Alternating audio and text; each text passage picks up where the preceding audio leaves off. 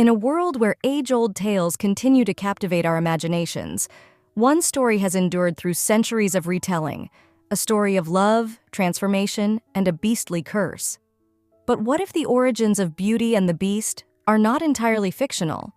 What if, hidden in the mists of history, there lived a real couple whose lives strikingly resembled this beloved tale? Join me as we unravel the threads of myth, legend, and truth, and journey back to a time when reality and fantasy intertwined. From the shadowy corridors of European folklore to the grand courts of Renaissance aristocracy, we will uncover the stories of those who lived in the space between human and beast. Prepare yourself for a tale where love is not what it seems, where the line between man and monster blurs, and where the truth behind Beauty and the Beast might be stranger than you ever imagined. But before we delve into the true history that may have inspired Beauty and the Beast, we must first explore the origins of the story itself. The tale that laid the foundation for Disney and countless other adaptations was penned by French author Gabrielle Suzanne Barbeau de Villeneuve in 1740. Her La Belle et la Bête presents a darker and more intricate narrative than the version most are familiar with.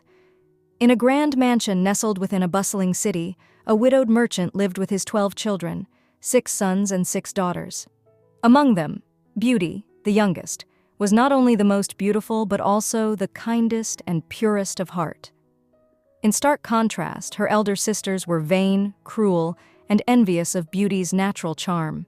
Tragedy struck when the merchant lost his fortune. His home was consumed by fire and his ships were claimed by the sea. The once wealthy family was forced to retreat to a humble cottage in the countryside.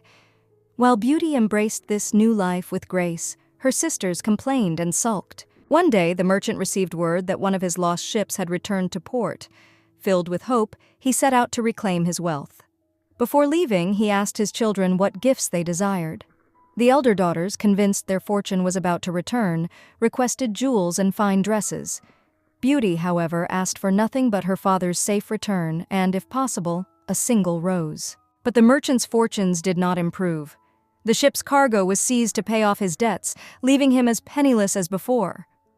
On his journey home, he became lost in a storm and stumbled upon a mysterious castle filled with eerie, lifelike stone statues. Inside, he found a sumptuous feast, but despite his calls, no host appeared. Exhausted and hungry, he ate before falling into a deep sleep.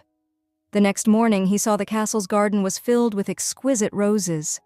Remembering Beauty's simple request, he plucked a single rose, only to provoke the wrath of the castle's master, a fearsome beast who threatened his life for stealing what he held most dear. The beast spared the merchant, but only on one condition. One of his daughters must willingly take his place.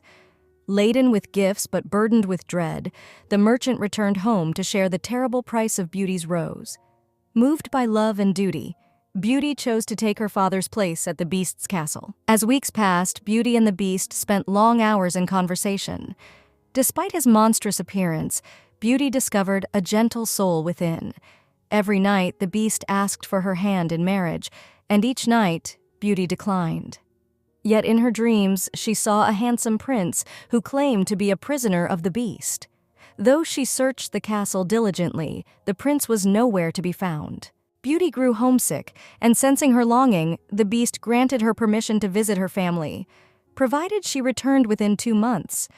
When she did, her newfound radiance caused a stir, inciting envy in her sisters. They cunningly persuaded her to stay longer, hoping the delay would enrage the Beast enough to kill her. One night, Beauty dreamt of the Beast dying. Realizing the depth of her feelings, she returned to the castle and found him near death. Overcome with emotion, she confessed her love, and the Beast was revived, revealing himself as the prince from her dreams. But the story does not end there. A fairy and the prince's mother revealed that Beauty was a princess, destined to break the Beast's curse. They explained that the curse had been placed by a vengeful fairy. With the curse lifted, the prince's castle was restored, and Beauty and the prince were married in a grand celebration. The story, rich in enchantment, was influenced by earlier tales, such as the Italian The Pig King, written by Giovanni Francesco Straparola, and even the ancient myth of Cupid and Psyche.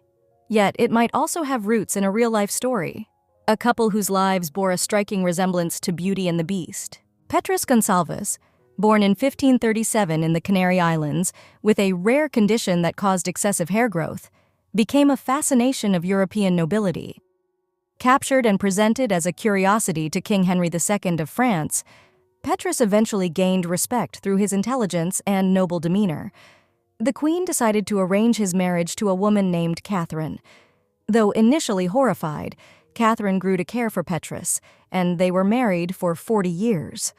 4 of their 7 children inherited his condition, and they became a sensation across Europe, their lives mirroring aspects of the tale we cherish today. Beauty and the Beast, far from being a simple fairy tale, is a complex tapestry woven from myth, history, and imagination. It reminds us that love, transformation, and inner beauty transcend time, cultures, and even reality itself. What surprises you the most about the origins of Beauty and the Beast? Share your thoughts in the comments below. If you're curious about the roots of other fairy tales, be sure to subscribe and explore more on my channel. See you in a future video.